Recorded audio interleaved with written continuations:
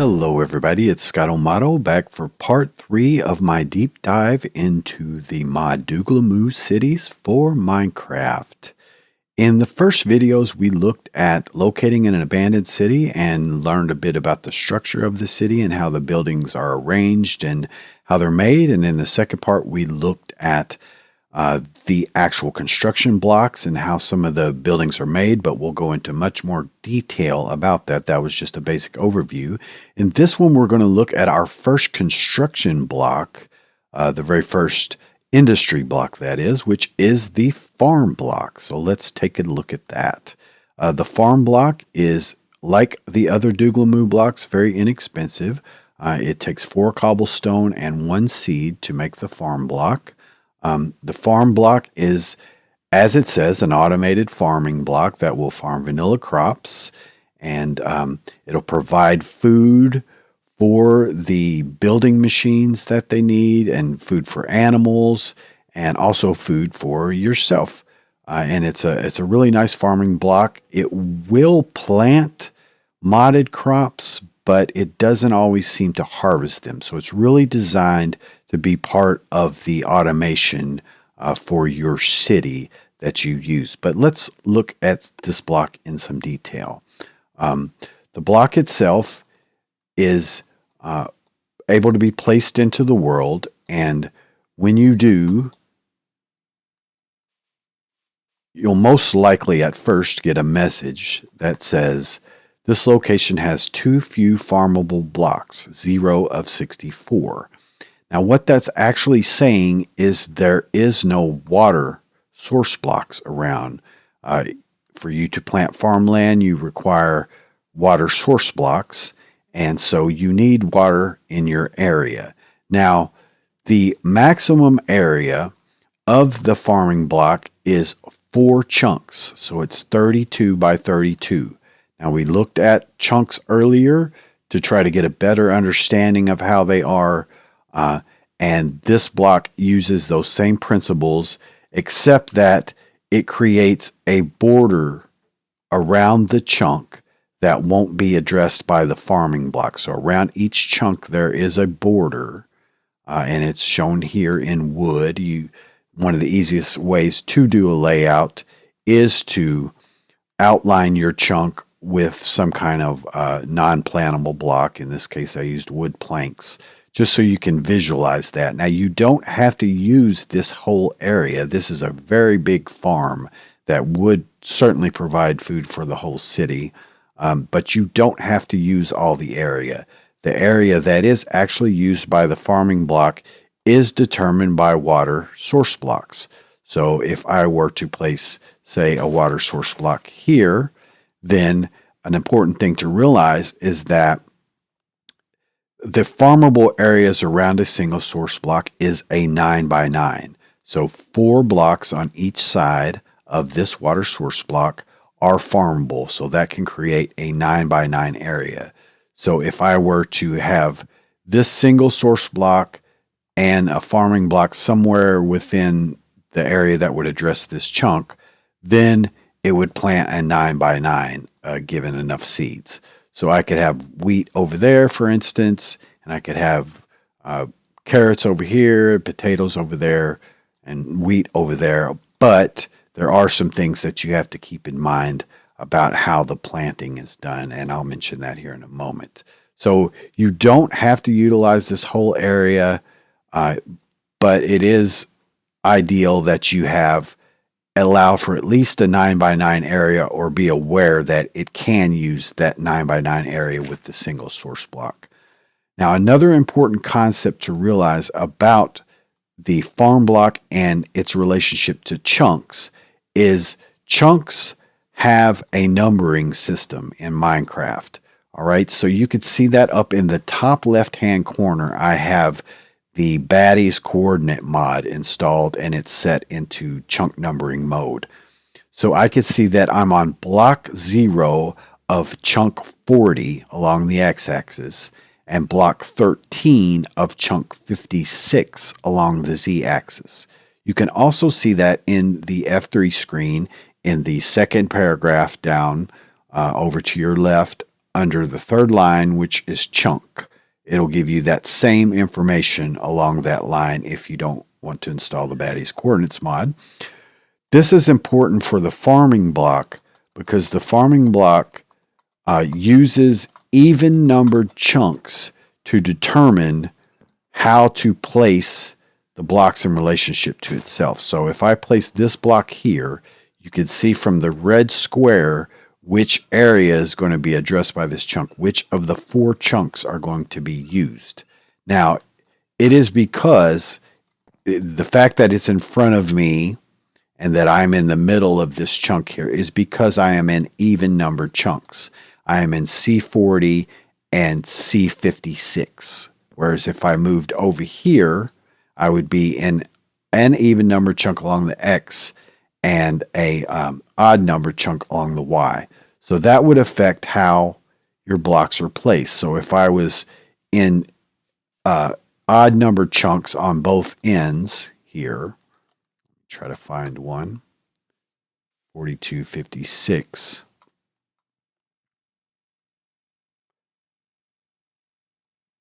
4154 and 4153. If I place the block here,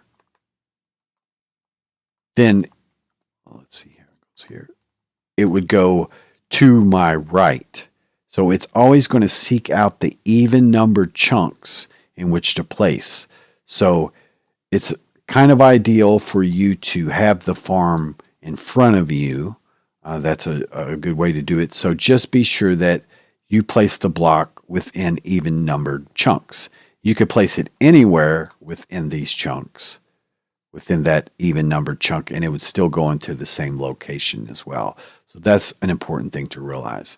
Now, there is an ideal layout if you want to use the maximum amount of space, and this is from Niane 2008. I'm hoping I'm saying that correct, but it's in the comments at the wiki where you get this layout. And basically, you can use 4 source blocks per chunk. This is a 14 by 14 area, as I mentioned, with a border around it, which creates the whole chunk. So 4 source water blocks can go in each one of those, and that'll create the nice 9 by 9 overlap that you need for each block to be farmable.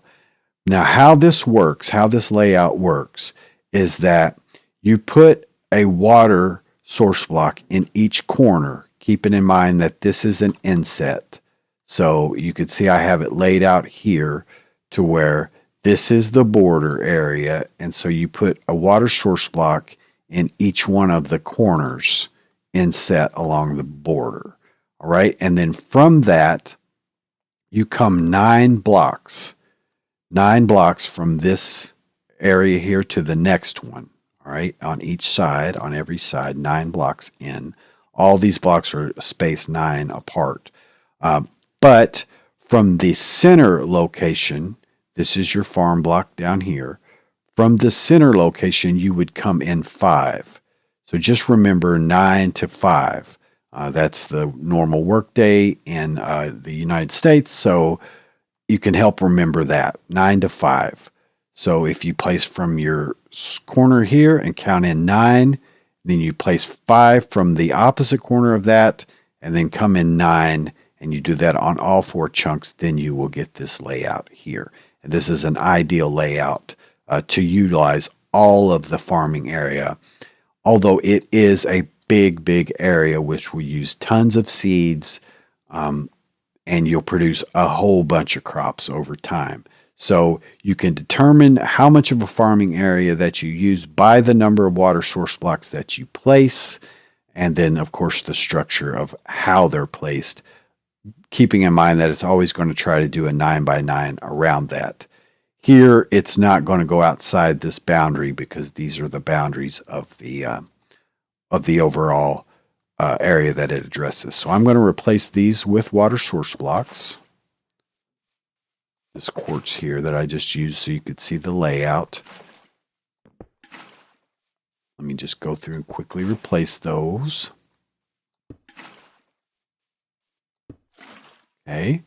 And one thing to keep in mind is that the farm block will uh, hoe this area and it will get rid of the grass, but it won't get rid of flowers that are above the grass. So if you have flowers, you'll need to clean those out prior ahead of time. And if you do leave the grass in place, then it will pick up seeds from the grass, but not nearly enough to what you would need to plant. But you can, of course, just give it a few seeds and just let it plant a small area at a time. And then as it gets more seeds, let the area expand out. So let's place our farm block now. And you can see that it's perfectly aligned within our layout here for the chunks. And the farm block itself is much like other blocks in that it has an inventory. It's different in the way that it requires a tool. So you can use a stone hoe or an iron hoe. You're best to use iron if you're advanced enough in the game to do that. And because you're going to need more than one of them if you're going to till a very large area. Again, you can do just a bit at a time if you would like. But let's go ahead and give it some seeds. We'll get several stacks. Don't know why it's doing that, but okay. Yeah, let's get 4 stacks to start. And then we'll go ahead and get some potatoes as well. Stack of those, let's say 2 stacks of potatoes. And 2 stacks of carrots. How the block chooses which plants that it's going to put in the ground is the order that they are in. So it's going to plant all of this wheat first, then it'll plant the potatoes, then it'll plant the carrots. Then as it harvests, it will pull those into the order that it harvests and then begin to plant from there. So you can't exactly control where things are placed, the crops themselves, how they're mixed, but you can get a good idea of the balance between how many you have for the others. So you can see that it's starting to hoe now in the first rows, and then it'll plant crops from there. And we'll go ahead and increase our tick rate quite a bit to 1,000. So it does it very quickly. Keep in mind it's a random tick, just like grass spreading. So it'll take a varying amount of time between when it does its next operation. Okay, so now we've got almost 2 chunks completely planted. And let's see if it's moving on to the 3rd and the 4th chunk. So crops are growing and the farmland's getting watered at an accelerated rate because I've changed the tick rate of the game. And as other blocks, it will communicate with us in chat to let us know that if it needs another tool or if it needs more seeds or whatever. Actually, I don't think it'll tell you if it needs more seeds. It'll just let you know if it needs a tool. So, okay, we have now covered those areas. All of the farmable areas have been covered. So you can see it's a perfect layout where each block is properly hydrated and placed into position. And we probably don't have enough seeds for the whole area. So I'm going to go ahead and change the tick rate back. Because yes, we've run out of seeds, but we still have a hoe remaining. So we'll go ahead and increase the tick rate again to let the crops grow faster, and then we can see it start to harvest, which it will automatically harvest and gather the crops and put them in this inventory. Then later on when we look at the networking block, so there's its first wheat, then when we look at the networking blocks, it can spread those throughout your city to the locations that they're needed. So it'll, again, gather the crop and the seed and replant and you can control the ratio of those by the number of stacks of different seeds that you have. And then when it has extras, it'll go ahead and plant out these other areas here to fill out our whole section. So that's basically how the farm block works. Some important things to keep in mind is the boundary area, which I've gone over, but you need to be able to visualize that. Set it back to grade 20. Yeah, you move at tick rate 1000.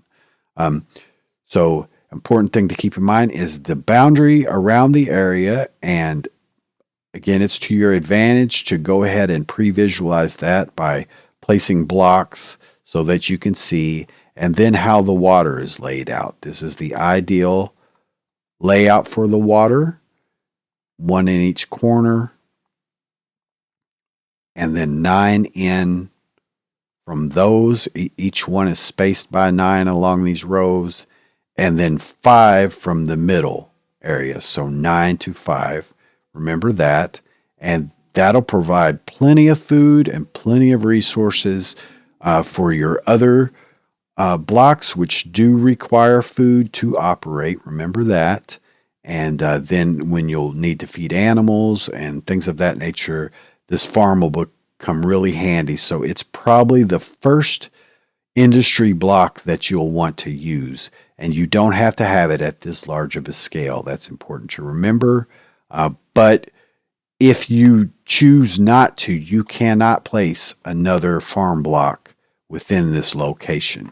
It'll tell you this area is already in use. So you cannot have more than one farm block within this 4-chunk area. So regardless of if you plant it or not, it's good to have some kind of markers to let you know the overall area that's being used. But anyway, that's going to be it for this video. I hope that was helpful, and we will continue on with some of the other industry blocks, as well as some of the deeper aspects of the Dooglamoo Cities mod. I hope you enjoyed. Leave a like. Some comments and questions and ideas are always appreciated. Thanks so much for watching, guys. This is Scott O'Mato. Have a great day. Bye-bye.